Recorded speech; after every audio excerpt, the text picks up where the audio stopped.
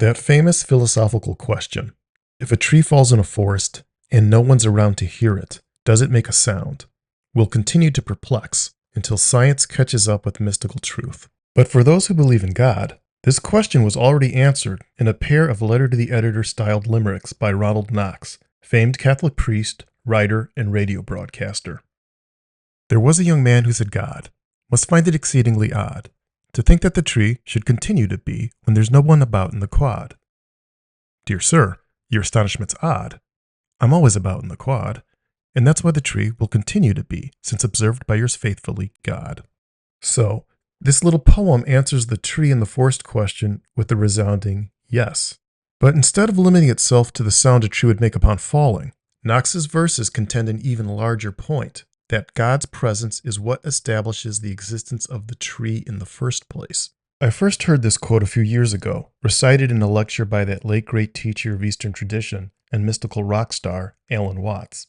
But to accept the answer given in Knox's limerick requires going past a strictly scientific, material view of reality. If we limit this thought experiment to the scientific realm, we'll quibble and quarrel over whether sound is an experience of consciousness or if it exists independently, without a listener. Good questions, to be sure, but they're self-limiting and impossible to answer. They're also beside the point. To answer this question, like the chicken versus the egg, we must consider it differently to escape the logical trap that it creates. Like it or not, we'll need God or some substitute for it in this equation. We need a conscious creative agent or factor to pull us out of this material paradigm in order to solve the tree fall sound question. Even if you tend to distrust the theological, you might still find what follows logical in a philosophical sense. To be fair and to be clear, what will be presented is an argument requiring an omnipresent God to support its conclusion. And if you carefully considered the Knox limericks, it should have been immediately apparent that that's exactly what he did as well. While Knox's 10 verses didn't allow him sufficient space to do anything beyond asserting God, this video will present arguments explaining how God can be present if it's considered as the field of attention and intention in which everything occurs. In the limericks, Knox steers past the details of the tree question, deeming it a secondary, moot consideration. He does this when he gives voice to God by saying, "Dear sir, your astonishment's odd." To the scientifically minded skeptics who dismiss this invocation as the rhetorical cheat of smuggling in God, maybe that's fair. But it's only a cheat if we can definitively rule out God's existence, and that remains highly debatable. While claiming that God exists is an assumption of faith, assuming God doesn't exist is also an assumption of faith, and an assumption that a lot of science is based on. If God, considered as consciousness, does not exist, then, based on our philosophical and practical understanding of perception and aspects of our evolving understanding of quantum physics, it's not clear how a tree, or anything else, would exist at all, absent some sort of observing agent. And this is an impasse which ends our debate before it can start. I'm thinking I might take that new chick from logistics. Things go well, I might be showing her my O face. Oh. You know what I'm talking about. Oh. Since our tree fall question is most commonly considered as occurring in a sort of vacuum, let's give equal time to an approach that considers consciousness as integral to reality itself. Considering this tree fall thought experiment without a default, silent observer returns questions which, no matter how hard we try to answer, bind us within the logical equivalent of a Mobius loop, causing us to go back and forth considering the only two possible answers, yes or no, but never arriving at a definitive answer. Nothing from nothing leaves nothing. You gotta have something if you wanna be with me. As presented, the question is unresolvable in reality because it contains a syntactical error centered around the concept of sound. And it does this as it makes its own assumption that the forest is empty to begin with. The only way this question could ever be answered to the satisfaction of science would be to move our theoretical forest to a kind of dead unreality, one in which processes manage to occur with no agency or any observable consequences.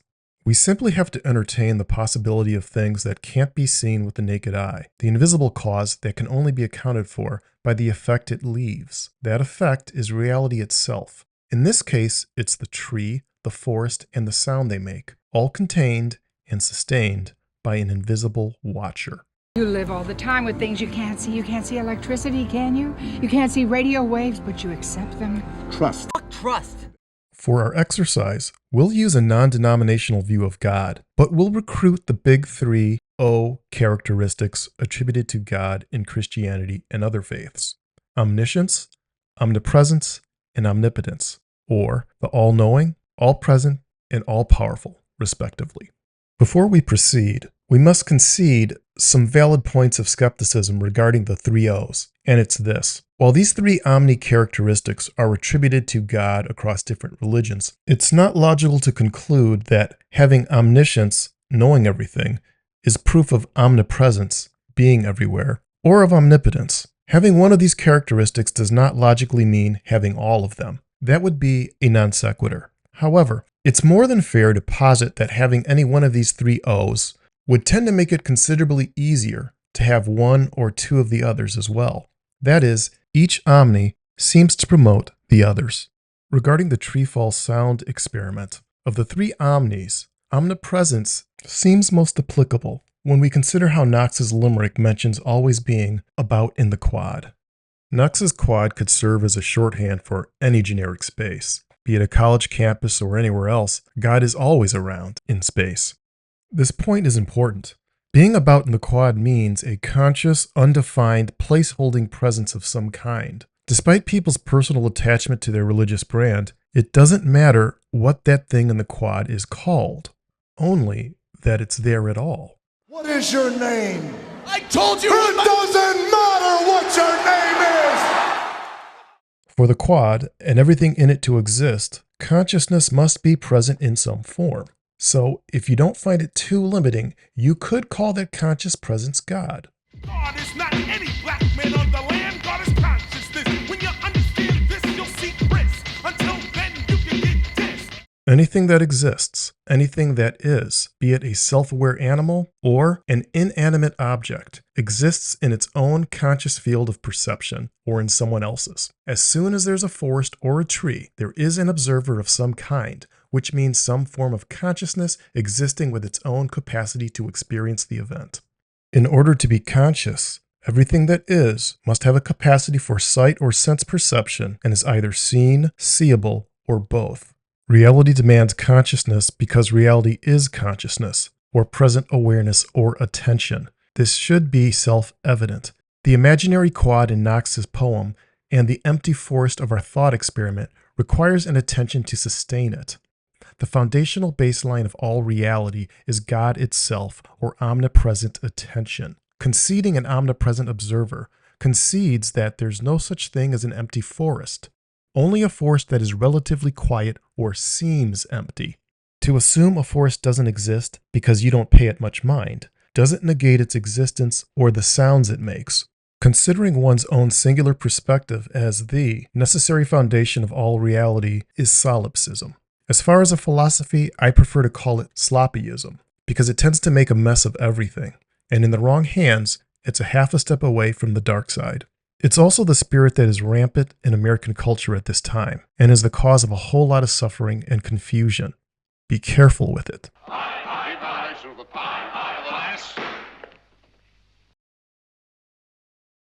God, or universal consciousness, maintains all sense-perceptible objects when our limited, localized consciousness is applied elsewhere. No God, no forest. Fortunately for us, the universal consciousness that sustains things on our behalf is so vast, you can apply your localized focus anywhere else, and the rest of the conscious field will remain. Ain't that a relief? Ain't that good news? Man, ain't that news? In terms of the word sound, while it may seem a crucial designation, it's really a semantic point for both sides of the treefall sound experiment. After all, what living or non-living thing should we qualify to register a treefall as sound? A person? A tape recorder? Or an iPhone? How about a turtle? Does an ant count? Because at the heart of this thought experiment lies a more fundamental question, which is, do causes produce effects? And to that, we know the answer. But the flavor of those effects, while interesting, is secondary. Loud noises! The point is that sound can manifest into a spectrum of received possibilities, defined differently based on the mechanism that produces it and the ones that receive it. Sound is just another way of processing vibrations. If the tree falls, it produces a resonating vibration in a field of consciousness. If that consciousness is an all-knowing, all-powerful presence, then yes, suffice to say, the tree would make not just a sound, but possibly any and all sounds based on the receptive range of the receiver. And the volume and timbre or characteristic of that sound would be defined uniquely by the receiver's faculties. I'm picking up vibration.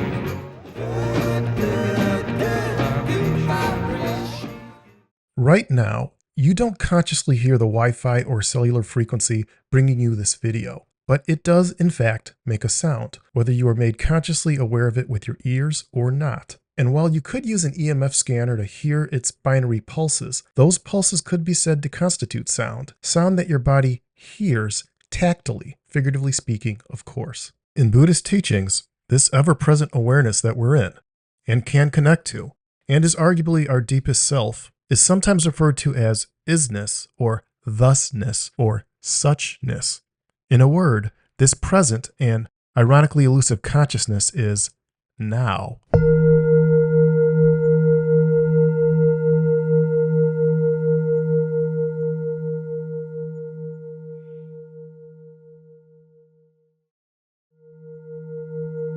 Practicing Buddhists, or fans of Eckhart Tolle, Alan Watts, or Ram Dass, will be familiar with this. So will Christians that have penetrated the Bible instead of having had it read to them narrowly on Sundays. The paradoxically formed and formless consciousness that we're talking about is another reverent way to consider God, without turning it into a cartoon. If everything happens within consciousness, it stands that if a tree falls, it always does so now. Because awareness is a live experience. The same field that produces and sustains the tree fall event is the field that, for lack of a better word, hears it. It's God, or as I like to consider it, the perfect, ever-present generative good that listens when the tree falls. This awareness, this being is the gift of our life, our present, which is tensely located between the expired past and the unformed future. Despite my best efforts, this can't be summed up more poetically than that opening limerick. I offer it once more. There was a young man who said God must find it exceedingly odd to think that the tree should continue to be when there's no one about in the quad. Dear sir, your astonishment's odd. I'm always about in the quad. And that's why the tree will continue to be, since observed by yours faithfully, God. Thank you, Mr. Watts. And thank you, Mr. Knox. And thanks to you for listening.